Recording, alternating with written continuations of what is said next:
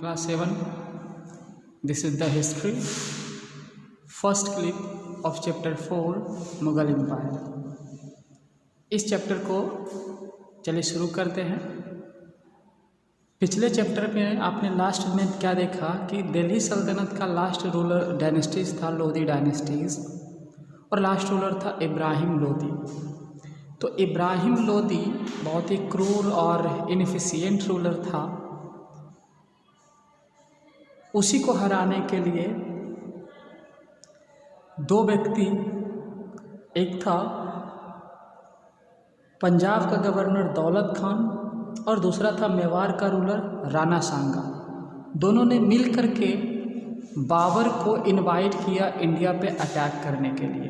तो इंडिया पे ये बाबर अटैक करने आया, बट इसके बारे में थोड़ा और जान ले. ये फरगना का शासक था और 11 साल के उम्र में ये 1491 में वहाँ का रूलर बना. ये एशियन कंट्रीज ये सेंट्रल एशिया में एक छोटा सा राज्य था. इस व्यक्ति ने 2-3 बार पहले भी इंडिया पे हमला किया बट सक्सेसफुल नहीं हुआ. जब इसको इनवाइट किया गया तो ये इंडिया पे हमला किया और फर्स्ट एक बैटल हुई, बैटल ऑफ पानीपत 1526 में, जिसे फर्स्ट बैटल ऑफ पानीपत कहा जाता है. और इस युद्ध में इब्राहिम लोधी को हराया गया और दिल्ली सल्तनत को समाप्त करके इंडिया के ऊपर मुगल एम्पायर की स्थापना की गई. अब जब ये इसके बारे में बाबर के बारे में हमें जानकारी मिलती है बाबरनामा से और तुजुक के बाबरी से. इसको लिखने वाला स्वयं ये बाबर ही था, क्योंकि ये बहुत ही विद्वान व्यक्ति भी था. अब इसके सामने समस्या थी, बाबर के सामने समस्या थी राणा सांगा और बंगाल का नुसरत शाह का, साथ ही साथ जो पंजाब का वो था दौलत खान. इन सब से, क्योंकि इन्हीं लोगों ने इनवाइट किया था बस इब्राहिम लोधी को हराने के लिए, बट ये व्यक्ति यहाँ पे शासन करना शुरू किया. तो राणा सांगा के साथ 1527 में युद्ध हुआ, बैटल ऑफ खानवा. बंगाल के नुसरत शाह से 1529 में युद्ध हुआ, बैटल ऑफ घाघरा. इन दोनों को हराया और इस तरह से अपना शासन इसने स्ट्रॉन्ग कर लिया.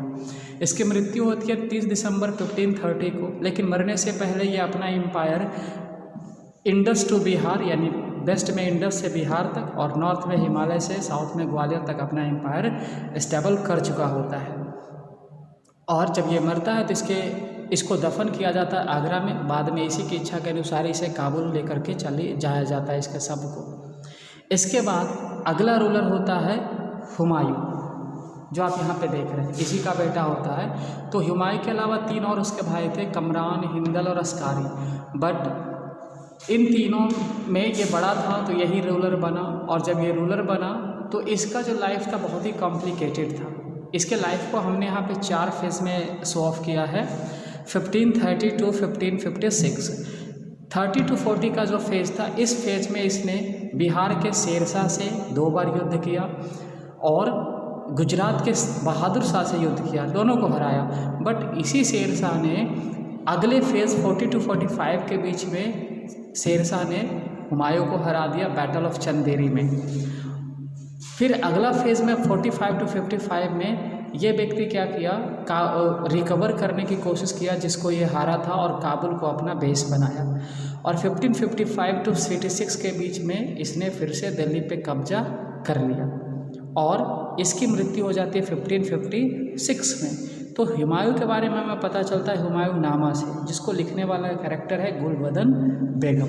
ये हुमायूं का लाइफ था. लेकिन तो हुमायूं के लाइफ में हम क्या देखते हैं कि बीच के पीरियड में, इस पीरियड में कोई और व्यक्ति शासन करता है जो मुगल एम्पायर से लिंक्ड नहीं था. तो इस व्यक्ति ने, यानी शेरशाह ने, एक अलग एम्पायर की स्थापना की जिसे सूर एम्पायर के नाम से जाना गया. और इसका ये रूलर था शेरशाह सूरी. अब ये शेरशाह सूरी का ओरिजिनल नेम था फरीद खान और ये बिहार के सासाराम का अफगान रूलर का सरदार का एक बेटा था. और ये दिल्ली पे जब स्थापित किया अपना शासन तो बहुत सारे बदलाव इसलिए लेकर के आया. इसके बारे में लिखा कौन? अब्बास खान ने लिखा, शायद 1570 में लिखता है वो. तो शेरशाह सूरी बहादुर तो था ही, चूँकि इसका नाम फरीद खां था, शेरशाह नाम पड़ा इसलिए क्योंकि इसने एक चाकू से एक शेर का वध किया था. इसलिए इसका कंट्रीब्यूशन क्या था, इसने क्या किया, रोड का निर्माण करवाया, जीटी रोड का. ज़रा उन जीटी रोड के बारे में जान लो।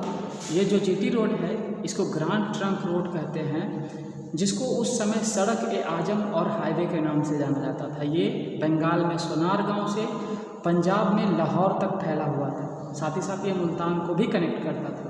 इसी तरह से लाहौर से मुल्तान के बीच में भी रोड बनवाया इसने। अब ये रोड में क्या होता था, हर 8 किलोमीटर पे सराय खुलवाता था ताकि ट्रेडर्स को हर एक सुविधाएं मिल सके।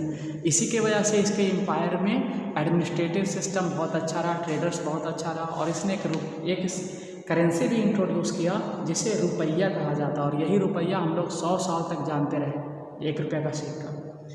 इसके मरने के बाद क्या हुआ कि इसे दफना दिया गया बिहार के सासाराम में। आज के बिहार का सासाराम बहुत ही अच्छा घूमने वाला जगह है।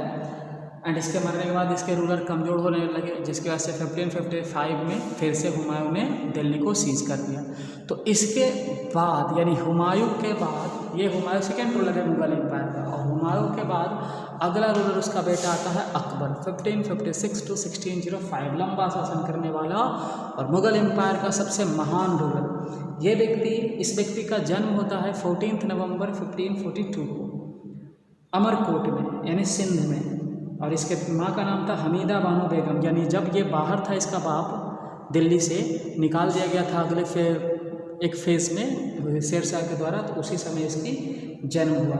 इस व्यक्ति को बचपन से ही सिर्फ योद्धा बनाया गया, यानी हॉर्स राइडिंग, तलवारबाजी करना, इसे पढ़ाई की भाषा कभी सिखाई नहीं गई। तो इसके बारे में हमें जानकारी मिलती है अकबरनामा से, इसको लिखा अबुल फजल। ये अबुल फजल उसी के दरबार में था, अकबर के दरबार में, और फिर आईने अकबरी से इसके बारे में हमें जानकारी मिलती है। तो ये व्यक्ति दिल्ली पे अपना कब्जा स्थापित करता सेकेंड बैटल ऑफ पानीपत से। दिल्ली पे शासन था इब्राहिम लोदी का, सॉरी दिल्ली पे शासन था हेमू का, और हेमू से इसने युद्ध किया। बट जब ये गद्दी पे बैठा तो मात्र 13 साल का था।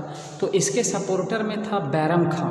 इस बैरम खां इसका प्राइम मिनिस्टर था। इसी के सपोर्ट में यह सेकेंड बैटल ऑफ पानीपत लड़ा और दिल्ली को अपने कब्जे में लिया और हेमू को हराया। चूँकि हेमू का आर्मी बहुत बड़ा था, बस कहा जाता है कि युद्ध में इसके आँख में तीर लग गया, जिसकी वजह से ये हारा और मर गया। तो इस तरह से ये दिल्ली का शासक बना और 4 साल तक बैरम खां के ही प्रोटेक्शन में रहा, और उसके बाद ये अपने आप को इंडिपेंडेंट रूलर के रूप में घोषित कर दिया। अब जरा देखते हैं अकबर के कंक्वेस्ट के बारे में, अकबर का विजय यात्रा।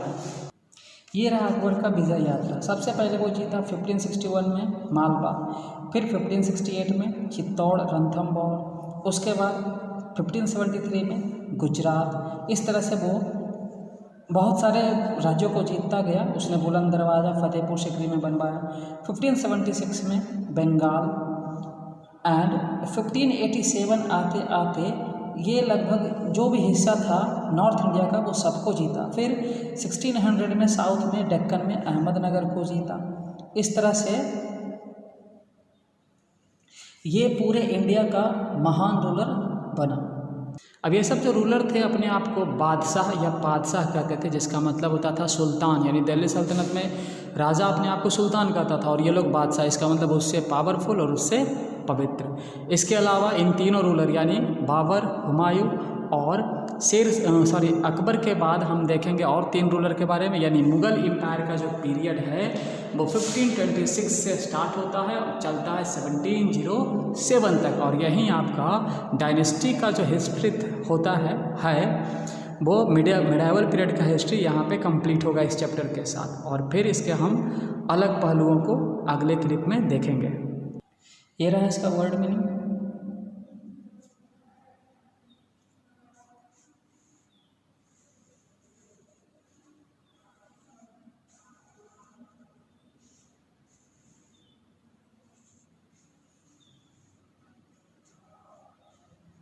टोटल 22 वर्ड्स मीनिंग है।